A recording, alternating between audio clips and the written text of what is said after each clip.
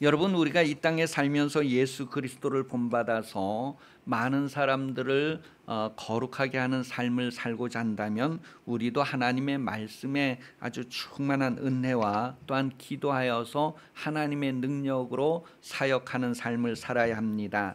디모데전서는 하나님의 말씀과 기도로 거룩하여진다고 했으니 여러분이 진리 가운데로 인도함 받으며 성령으로 기도하고 하나님의 하시는 일이 여러분 속에서부터 계속해서 드러나는 인생 되시기를 예수님 이름으로 축복합니다. 성도하면 거룩한 무리라는 뜻이잖아요. 거룩한 무리, 다시 표현하면 교회 공동체를 성도라고 합니다. 우리는 한 사람 한 사람을 성도라고 하는 인식을 가지고 있는데 한 사람 한 사람이 모였을 때 성도라고 하는 거예요. 그런데 그 한 사람 한 사람 중에 거룩하지 않은 사람이 있다고 해보세요. 그럼 이것은 심각한 문제가 되죠. 교회는 거룩해야 된다는 거예요. 그 구성원들도 거룩해야 된다는 거예요. 신명기 7장 6절 말씀에 보면 너는 여호와 내 하나님의 성민이라. 내 하나님 여호와께서 지상 만민 중에서 너를 자기 기업의 백성으로 택하셨나니. 우리가 좀 정체성이 무엇인가를 가지고 있어야 되겠죠. 사도행전 7장 38절입니다. 시내산에서 말하던 그 천사와 우리 조상들과 함께 광야 교회에 있었고 또 살아있는 말씀을 받아 우리에게 주던 자가 이 사람이라. 하나님이 광야 교회에 계셨어요. 그런데 그 광야 교회가 범죄하고 잘못했을 땐 하나님이 그들 가운데 계실 수가 없었어요. 그래서 그 잘못된 것들이 해결되면 다시 그들을 인도하시는 그런 내용을 계속해서 광야 교회가 경험을 하게 됩니다. 여러분, 그 여리고 성을 무너뜨린 이야기가 성경에 기록되어져 있잖아요. 그 무너지지 않을 것만 같은 그 여리고 성이 그냥 쉽게 무너졌어요. 하나님이 함께 하셨기 때문입니다. 그런데 아이성 전투에서 이스라엘이 실패해 버리죠. 아이성은 여리고 성과 이렇게 비교하면 아무것도 아닌 성이에요. 그래서 아주 그 군인들도 아이고 이 아이성은 아무것도 아니. 벌써 여리고성 무너지는 경험을 한 이 군인들은 사기충천해서 여리고성은 아무것도 아니니 우리 한 3, 4천 명만 가도 능히 이길 수 있습니다. 그렇게 갔는데 아주 실패를 하게 되죠. 그 여리고성이 함락되었지만 아이성은 함락시키지 못하는 그런 원인, 그 이유가 무엇일까? 그랬을 때 성경은 그 아간이라고 하는 사람이 그 여리고 전투에서 손대지 않아야 할 것을 손댔기 때문이다라고 말해주고 있어요. 그 여리고 성을 멸할 때 하나님께서 무엇이든지 가지고 오지 말라고 했어요. 그냥 다 멸하라고 했어요. 하나님께 온전히 바쳐졌기 때문이다, 그렇게 표현을 했습니다. 하나님께 바쳐졌다는 것은 하나님의 권한 안에 있는 것을 얘기하죠. 그래서 하나님께서 멸하라고 했기 때문에 멸하는 거예요. 그런데 그 가운데 멸하지 않는 것은 이미 하나님의 것을 침범한 것이 되죠. 그래서 아간이 여호수아서 7장 21절에 보면 아간이 훔쳐온 것이 무엇이냐면 외투 한 벌하고 은과 금덩어리 하나였다, 그렇게 표현을 하고 있어요. 그로 인하여서 아간과 많은 사람들이 죽음을 맞이하게 되고 고통과 괴로움을 받았다라는 것을 성경이 기록해 줍니다. 그래서 아간이 죽은 후에 그 위에다가 사람들이 돌을 던지고 뭐 이렇게 해서 그곳을 아골골짜기라고 합니다. 여러분, 아골골짜기의 의미가 뭐냐면 괴로움의 골짜기, 고통의 골짜기, 재난의 골짜기, 그런 뜻이에요. 그런 내용이 여호수아서 7장 25절 26절에 표현되어지고 있습니다. 여러분, 여리고 성을 함락하는 데 있어서 하나님의 말씀은 분명했습니다. 어떻게 분명했느냐 하면 여호수아서 6장 17절에서 18절까지입니다. 이 성과 그 가운데 있는 모든 것은 여호와께 온전히 바치되 기생 라합과 그 집에 동거하는 자는 모두 살려주라. 이는 우리가 보낸 사자들을 그가 숨겨 주었음이라. 너희는 온전히 바치고 그 바친 것 중에서 어떤 것이든지 취하여 너희가 이스라엘 진영행으로 바친 것이 되게 하지 고통을 당하게 되지 아니하도록 오직 너희는 그 바친 물건에 손대지 말라. 그 고모라 성이 완전히 무너진 것은 하나님께 바쳐진 것이 되었기 때문이다 그랬어요.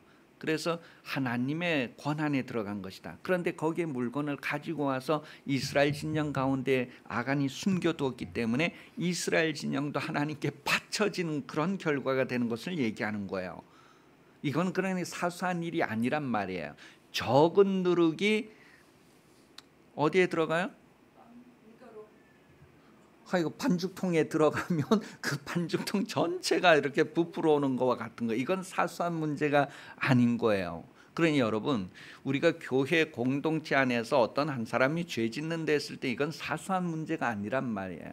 그만큼 심각성이에요. 하나님의 말씀은 분명해요. 그런데 이 하나님의 말씀은 분명하다는 게 언제나 분명한 거예요. 하나님의 말씀은 이럴까 저럴까가 아니에요. 뭐 아주 신령한 사람들은 이럴까 저럴까 하는데 하나님은 분명합니다. 창세기 2장 17절이에요. 선악을 알게 하는 나무의 열매는 먹지 말라. 내가 먹는 날에는 반드시 죽으리라 그랬어요. 분명한 거예요. 정신이 번쩍 들 말이에요. 그런데 유혹을 받았다면 유혹에 흔들리는 신앙의 모습이 어떠한가를 창세기 3장 3절 또한 기록하고 있어요. 읽어봅니다. 시작.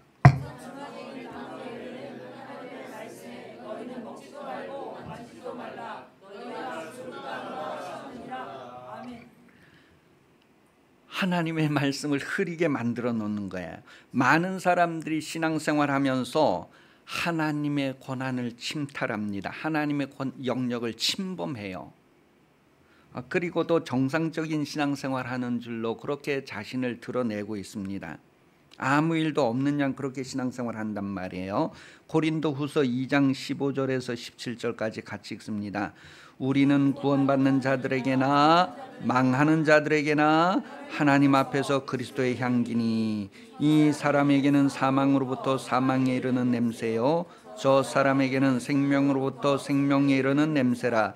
누가 이 일을 감당하리요? 우리는 수많은 사람들처럼 하나님의 말씀을 혼잡하게 하지 아니하고 곧 순전함으로 하나님께 받은 것 같이 하나님 앞에서와 그리스도 앞에서 말하노라. 17절이 우리는 수많은 사람들처럼 하나님의 말씀을 혼잡하게 하지 아니하고 곧 순전함으로 하나님께 받은 것 같이 하나님 앞에서와 그리스도 안에서 말하노라. 가끔은 이제 제 성경하고 여러분 성경이 다를 수 있어요. 종이 성경 찾아보세요. 뭐라고 써 있는지. 여러분, 우리는요 구원 얻는 자들에게나, 이건 교회 다니는 사람이잖아요, 그죠? 구원 얻는 자들에게나 이게 망하는 자들에게나 그렇게 이렇게 지금 두 쪽을 다 얘기하고 있어요. 구원 얻는 자들에게나 망하는 자들에게나 하나님 앞에서 그리스도의 향기라고 했어요. 그리고 이제 계속해서 이 사람에게는 사망으로부터 사망에 이르는 냄새, 저 사람에게는 생명으로부터 생명에 이르는 냄새. 누가 이것을 감당하겠느냐. 이 한밭에도 알곡이 있고 가라지가 막 이렇게 자라는 거예요. 한 교회 다니면서도 사망의 냄새를 품고 있는 사람이 있고 생명의 냄새를 품고 있는 사람인데 누가 이것을 감당하겠느냐. 우리는 수많은 사람들처럼 수많대요.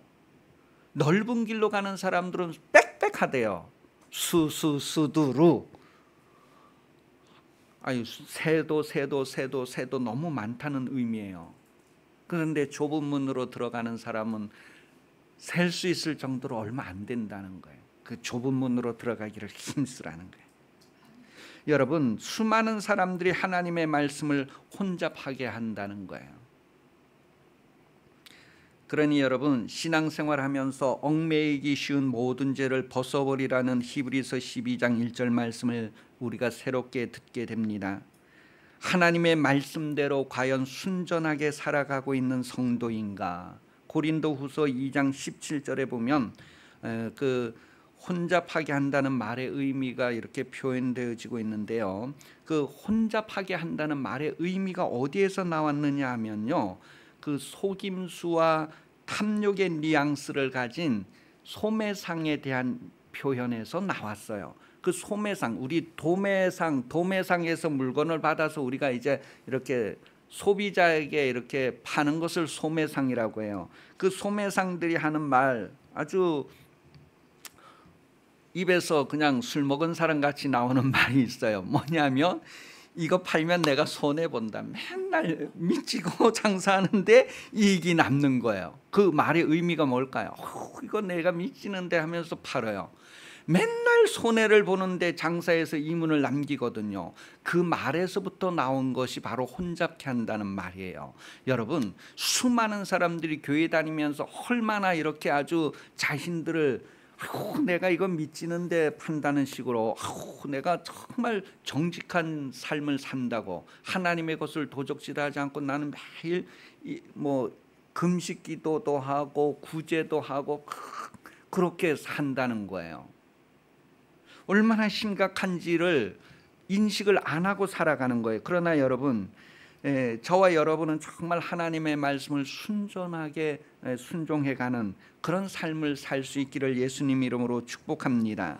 오늘 본문은 교회 안에서 성도들 사이의 죄의 문제를 어떻게 해결해야 하는가를 우리에게 보여주고 있어요. 어떤 사람이 A가 잘못을 했어요. 누구에게? B에게. A가 B에게 잘못을 했어요. 죄를 졌단 말이에요. 그럼 어떻게 하라고요? 이 B가 A에게 가서 조용하게 얘기하라는 거예요.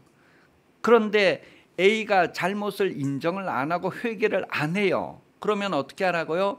두세 명의 증인을 데리고 가서 너가 한 건 잘못이다. 그렇게 해서 이 사람을 어떻든 회개시키라는 거예요. 그런데 그 두세 증인이 얘기했는데도 또 안 들어요. 그럼 어떻게 하라고요? 교회에 얘기해라. 교회가 이제 공적으로 이제 얘기를 하는 거예요. 그래도 안 고쳐요. 그럼 어떻게 하라고요? 이방인처럼 취급하라는 말이 어떤 의미일까요? 예, 그건 좀 이따 말씀. 먼저요, 우리는요 에스겔서 33장 7절에서 11절 내용을 보면요, 우리는 경고하는 삶을 살든지 경고를 받아들이는 삶을 살든지 둘 중에 하나의 삶을 살아야 합니다. 경고하는 사람은 어떤 사람이에요? 하나님의 말씀을 받아서 그대로 경고하는 거예요. 그 경고를 받는 사람은 어떤 거예요? 하나님의 말씀을 그대로 받아서 돌이켜야 하는 거예요. 하나님은 여기에서 원하는 게 뭐냐면, 비록 죄인이라고 할지라도 악인이라고 할지라도 그 길에서 돌이켜 사는 것을 하나님은 원하신다라고 아주 그 중심을 기록하고 있어요. 레위기 19장 17절에서 18절 말씀도 자 이렇게 기록했어요. 너는 내 형제를 마음으로 미워하지 말며 내 이웃을 반드시 견책하라. 그러면 내가 그에 대하여 죄를 담당하지 아니하리라. 원수를 갚지 말며 동포를 원망하지 말며 내 이웃 사랑하기를 내 자신과 같이 하라. 나는 여호와니라. 이 말씀은 정말 중요해요. 몇 번이고 여러 번 다시 한번 읽어보면서 이게 무슨 말인가를 한번 좀 상고해 보시기를 바랍니다. 여러분, 하나님은 우리에게 심은 대로 거둔다는 말씀을 하셨어요. 심은 대로 거둔다는 거예요. 마태복음 7장 12절에서는요 황금률이라고 하는 내용 가운데 하나가 뭐냐 하면, 남에게 대접을 받고자 하는 대로 먼저 대접하라는 거예요. 먼저 대접하라는 거예요. 그리고 마태복음 5장 8절에서는요 그렇게 하는 사람들이 하나님의 자녀다라고 표현을 했어요. 화평케 하는 사람이 하나님의 자녀다라고 표현을 했어요. 그리고 고린도후서 5장 18절에서 19절은요 화목하게 하는 직분, 화목하게 하는 말씀을 우리에게 주셨다라고 기록을 하고 있어요. 그러니 우리는 이제 화목하게 하는 삶을 살아갈 수밖에 없어요. 자, 그런 상태에서 누군가가 나에게 잘못을 했어요. 그러면 그 사람과 조용히 해결하고, 그래도 안 되면 두세 증인, 그래도 안 되면 교회, 그래도 안 되면 세리와 죄인같이 여기라 그랬잖아요. 그죠? 아이고, 예수님이 어떻게 세리와 죄인같이 평소에 밥도 먹고 같이 얘기도 하고 막 그러면서 어떻게 세리와 죄인같이 여기라 하는가? 그때 그 의미가 뭐냐면요, 완전히 이게 원수를 만들어라, 원수처럼 여겨라, 그런 의미가 아니란 말이에요. 여러분, 하나님과 여러분이 원수 되었을 때 하나님이 어떻게 하셨나를 기억하라는 거예요.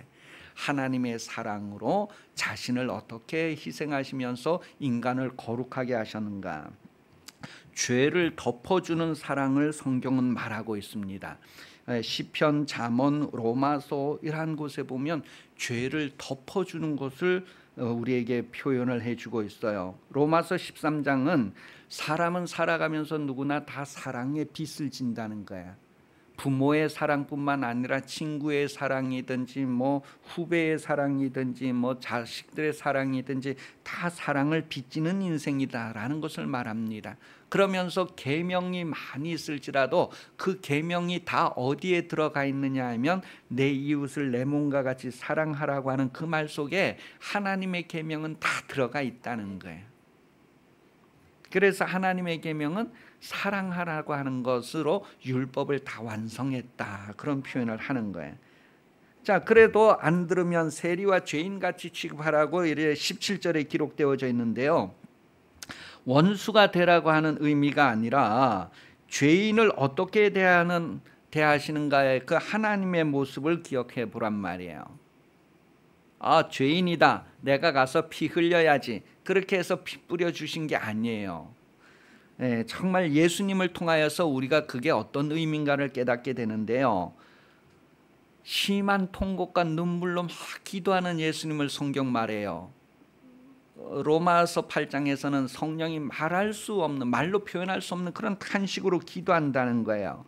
여러분, 그 용서에 대해서 이사야서 53장 10절부터 기록한 것은 그런 기도와 눈물의 뿌림으로 말미암아 사랑이 뭔가를 보여준 거예요. 그래서 세리와 죄인같이 여기라고 하는 그 말 속에는요, 정말 그 죄인이 살기를 바라는 그런 눈물의 기도, 이런 것들이 포함되는 것을 말해요.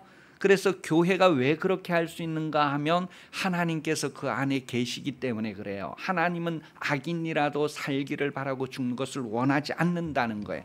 그 방법으로 기도가 쓰여졌다는 것을 성경은 말하고 있어요. 그러면서 계속해서 너가 매면 매이고, 너가 매면 하늘에서도 매이고, 너가 풀면 하늘에서도 풀린다. 두세 사람이 합심하여 무엇을 구하면, 두세 사람은 공동체를 얘기하는데 공동체 가운데 누가 있다고요? 하나님이 함께 있다는 거예요. 그래서 그 하나님이 함께하는 그 공동체가 기도해서 죄인들이 회개하고 돌아오기를 바라는 하나님의 뜻을 계속 이루어가야 할 것을 말합니다. 요한복음 20장 23절에 보면 너가 누구 죄든지 사하면 사하여질 것이요 그대로 두면 그대로 있으리라. 교회는 죄를 없애는 삶을 살아야 합니다. 하나님께서 그 안에 계셔서 계속 역사하시는 것은 죄를 없애는 일을 하시는 거예요. 다음의 내용, 오늘 그 마태복음 나오는 그 다음의 내용이 뭐냐면, 형제가 내게 죄를 범하면, 그렇게 나와요. 형제가 내게 죄를 범하면 내가 몇 번이나 용서해 줄까요? 7번 용서해 줄까요? 그러니 예수님의 대답은 뭐예요? 7번만 하지 말고 7번을 70번까지도 하라는 것을 얘기하면서 하나님의 마음이 무엇인가를 얘기해 주고 있어요. 여러분, 사랑이 아니고서는 죄인이 살 길이 없다는 거예요. 사랑이 아니고서는 1만 달란트 탕감될 수가 없다는 거예요. 너는 사랑하느냐? 너에게 빚진 자 100대 내는 빚쟁이 사랑하느냐? 내가 너를 사랑한 것처럼 사랑하느냐? 오늘 교회는 하나님이 함께하는 공동체입니다. 성민은, 이스라엘 백성들은 하나님이 그 가운데 함께하는 백성이에요. 그래서 이방인들이 무서워하는 거예요. 오늘 교회는 하나님이 함께하는 공동체가 되어야 합니다. 그러기 위해서는 그 중에 어느 한 사람도 아간과 같은 범죄자가 없어야 해요. 그래서 여러분, 교회는 거룩한 공동체여야 하는데 여러분 자신들이 거룩해야 되는 거예요. 그래서 내가 정말 하나님의 말씀을 순수하게 행하는 성도인가를 돌아보면서 정말 우리 교회가 거룩한 교회에 대해서 하나님께 쓰임받는 교회 되기를, 이 대구 지역에 쓰임받는 교회 되기를 기도하시고 이루어가는 날들을 여러분 시대에 볼 수 있기를 예수님 이름으로 축복합니다. 기도하겠습니다. 하나님 아버지, 우리를 불러 모으시고 기쁨 교회가 되게 하셨으니 전능하신 하나님의 구원 베푸심을 인하여 기뻐하고 기뻐하는 하나님이 되게 하시려고 우리를 불러 모았으니 하나님 아버지, 우리가 하나님 앞에 큰 기쁨이 되기 원합니다. 많은 죽을 영혼들이 살아나서 하나님이 한없이 기쁨을 주체하지 못하고 이기지 못하며 기뻐하시는 그런 하나님으로 섬기는 교회가 되기를 원합니다. 성령 감동하여 주옵소서. 다시 오실 예수 그리스도 은혜 베풀어 주시며 하나님 아버지 사랑하심, 성령 도우심이 주일 오전 예배 참석하여 머리 숙인 성도들 위해 영원히 함께 하시기를 간절히 축원하옵나이다. 아멘.